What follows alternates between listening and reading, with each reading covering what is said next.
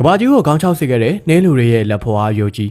လူတွေကနှင်းလူဝင်ဆိုတာကလေးချောက်ပုံမြင်တက်လို့ထင်နေကြပါတယ်။ဒါပေမဲ့ဟီမွေနာတောင်ပေါ်ကရှေးအောင်ဘုံကြီးကျောင်းတစ်ခုမှာနေပေါင်းများစွာကိုးကွယ်ထားတဲ့နှင်းလူဝင်ရဲ့လက်ဖွားယိုစစ်ကြီးတစ်ခုတကယ်ရှိခဲ့ဘူးတဲ့ဆိုရင်မိတ်ဆွေယုံမလား။ပိုပြီးထိုင်လန့်ပြကောင်းတာကအနောက်တိုင်းစွန်သားသူတွေကအဲ့ဒီလက်ဖွားယိုကိုခိုးထုတ်ပြီးလန်ဒန်မြို့ကိုယူသွားတဲ့အခါတိတ်ပံပညာရှင်တွေကိုယ်တိုင်ဒါဟာလူသားလည်းမဟုတ်ဘူးမြောက်ဝင်လည်းမဟုတ်ဘူးဆိုပြီးကြက်သိန်းထပွဲအဖြစ်ထွက်လာခဲ့တာပါပဲ။ပရိသတ်များလုံးပဲမင်္ဂလာပါခင်ဗျာ။ဘာမှအိတ်သုံးလုံး channel ကနေကြိုဆိုလိုက်ပါရစေ။ဇလန်ကနေပေါ်နိုင်ငံဟေမွေနာတောင်တန်းကြီးတွေရဲ့အလဲပဟုပင်လယ်မျက်နှာပြင်အထက်ပေ13000ကျော်မှရှိတဲ့ပန်ကိုချီလာဆိုတဲ့ရှေးအောင်ဘုံကြီးကျောင်းလေးကနေစတင်ပါရီဒီကျောင်းလေးကတာမန်ဘုံကြီးကျောင်းတွေနဲ့မတူပါဘူးနှစ်ပေါင်း300ကျော်တက်တန်းရှိပြီဖြစ်တဲ့ဒီကျောင်းလေးရဲ့လျှို့ဝှက်ခန်းတစ်ခုထဲမှာဘုံတော်ကြီးတွေကအရန်တန်ဖိုးထားပြီးအမြတ်တနိုးကိုးကွယ်ထားတဲ့အရာတစ်ခုရှိပါရီအဲ့ဒါကတော့အေယာမလက်ဖွားရုပ်ကြီးတစ်ခုနဲ့ဦးကောင်းကွန်တစ်ခုပါပဲ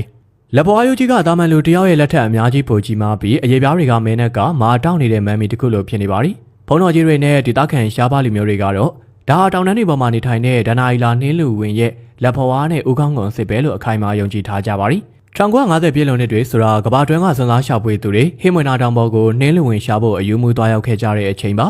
1958ခုနှစ်မှာအမေရိကန်တရေကြီးတွန်စလေဦးဆောင်တဲ့စူဇန်ရှာဖွေအဖွဲ့တစ်ဖွဲ့ကဒီပန်ကိုချီဘုံကြီးကျောင်းကိုရောက်လာခဲ့ပါရီအဖွဲ့ဝင်တယောက်ဖြစ်တဲ့ပီတာပိုင်းကကျောင်းထိုင်ဘုံကြီးကိုငွေကြေးအမြောက်များပေးပြီးအဲ့ဒီလက်ဖွားရိုးကြီးကိုဝယ်ယူဖို့ကြိုးစားခဲ့ပါရီဒါပေမဲ့ဘုံတော်ကြီးကတော့လုံးဝကိုညှင်းပယ်ခဲ့ပါရီဒါငါတို့ကျောင်းရဲ့အဆောင်ရှောက်ပဲပြင်ပလောကကိုရောက်သွားရင်ကတ်ဆိုးတွေစိုက်လိုက်မယ်လို့ပြောပြီးတော့ညင်းလှလိုက်ပါရီဒါပေမဲ့ပီတာပိုင်းကလည်းမလျှော့ပါဘူးလန်ဒန်ကသိပ္ပံပညာရှင်တွေနဲ့တိတ်ဆိတ်အဆက်အသွယ်လုပ်ပါရီလန်ဒန်ကပညာရှင်တွေကလူသေးလက်ဖွားရိုးအတူတစ်ခုကိုပီတာပိုင်းစီကိုလျှို့ဝှက်ပေးပို့လိုက်ပါရီအဲဒီနောက်ပီတာပိုင်းကဘုံကြီးကျောင်းကိုနောက်တစ်ခေါက်ပြန်သွားဘုံတော်ကြီးတွေမသိအောင်ရေဒီလက်ဖွားကြီးရဲ့လက်ချောင်းတစ်ချောင်းကိုဖျက်ယူပြီးလန်ဒန်ကပို့လိုက်တဲ့လူလက်ချောင်းရိုးအတူနဲ့အစားထိုးလဲခိုးထုတ်သွားပါတော့တယ်ပီတာပိုင်းတယောက်ဒီလက်ချောင်းရိုးကြီးကိုနေပေါ်နိုင်ငံကနေအိန္ဒိယကတဆင့်အင်္ဂလန်ကိုတည်ဖို့ကြိုးစားတဲ့အခါအကောက်ခွန်တွေရဲ့စစ်ဆေးမှုကိုရှောင်ကွင်းမှုလိုအပ်လာပါရီ